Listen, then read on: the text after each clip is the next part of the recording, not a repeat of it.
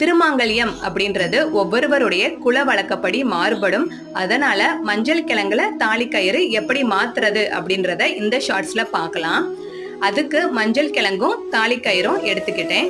நீங்க உங்க குல வழக்கப்படி என்ன தாலி உருப்படிகள் போட்டிருக்கீங்களோ அதை எல்லாத்தையுமே சுத்தம் பண்ணிட்டு ஒரு புது மஞ்சள் கயிறுல நீங்க எல்லாத்தையுமே கோர்த்து அரேஞ்ச் பண்ணிக்கோங்க.